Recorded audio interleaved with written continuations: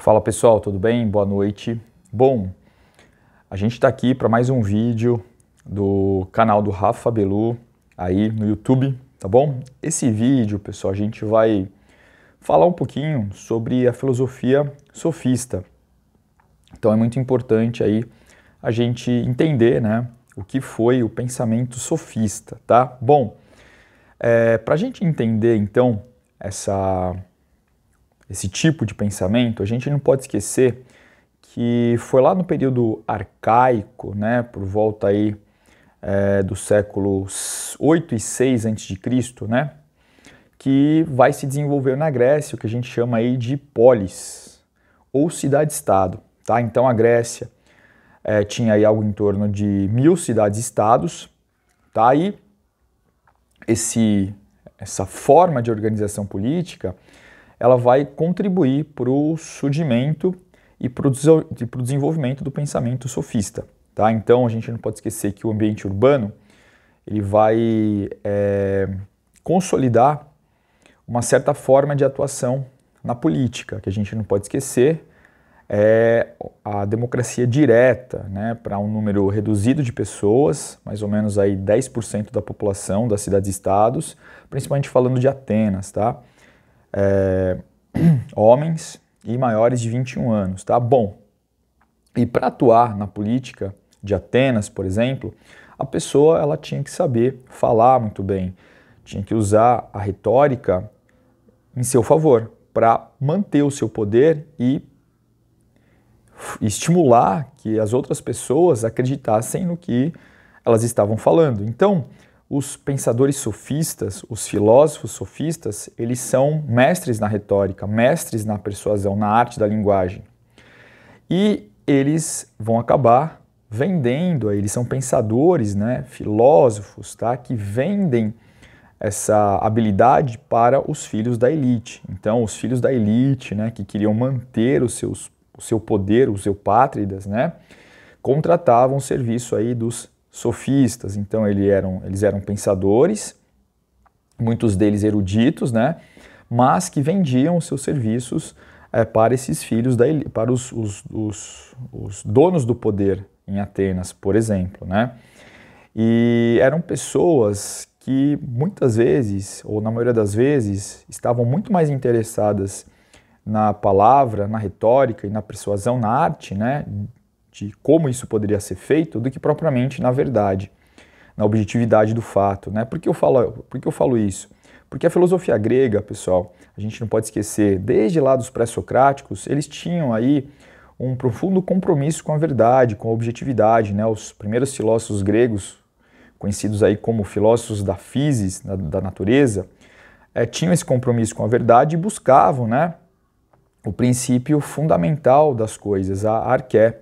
Os sofistas divergiam um pouco desse pensamento, certo? Buscando aí propriamente a lógica da conquista, o uso da retórica, né, e da persuasão, como eu estava dizendo para vocês, tá?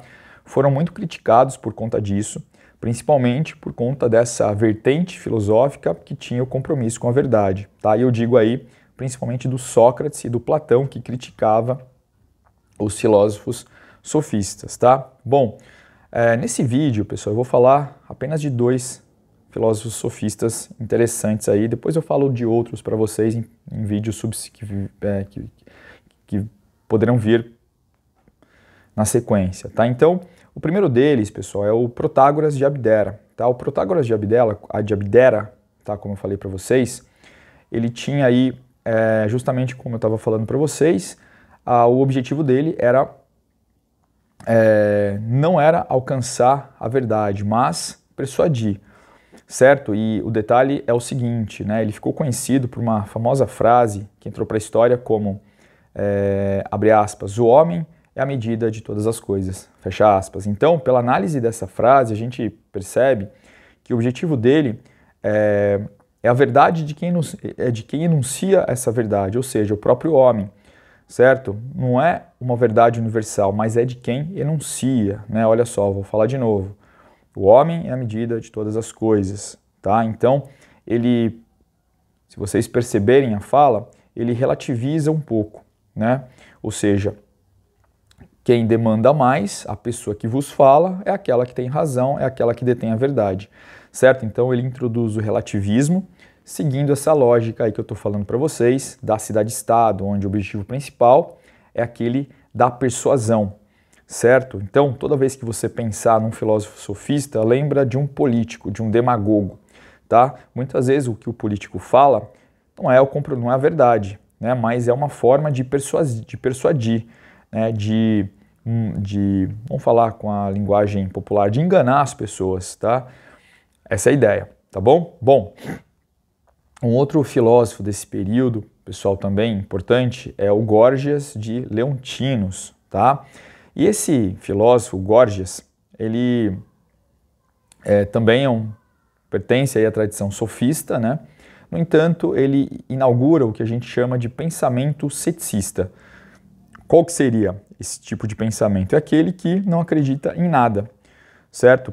Então, ele, de acordo com o Górgias, o conhecimento não é possível, não existe, tá? Conhecer algo é impossível de acontecer, certo? E se fosse possível, não poderia ser apreendido, né? E se fosse apreendido, não poderia ser transmitido. Então, é o Górgias, né? Que eu sempre brinco aí, é aquele filósofo ranzinza, né? Que não acredita em nada, né? Que não acredita no amor, não acredita no ódio, não acredita na verdade, tá bom? Então, esses dois filósofos aí são filósofos sofistas, tá certo, pessoal? Bom, é isso o vídeo de hoje para falar sobre a filosofia sofista, né, o início dela, e eu trouxe aí para vocês dois pensadores, né, importantes dessa escola, o Protágoras de Abdera e o Górgias de Leontinos, tá bom? É isso, pessoal, espero que vocês tenham gostado do vídeo, tá? Se você gosta desse tipo de conteúdo, você pode se inscrever no canal e curtir o vídeo, tá bom? E claro, né, se você quiser apoiar ainda mais o canal, você pode fazer aí uma doação para a chave Pix, que é rafabelu22@gmail.com, tá bom? Agradeço aí a audiência de vocês, a participação aqui no canal, a inscrição, e a gente vai se falando por aqui, tá bom? Esperem por mais vídeos e mais conteúdos bacanas de filosofia, de história, sociologia, tá certo? Um grande abraço para vocês, fiquem bem e tchau, tchau!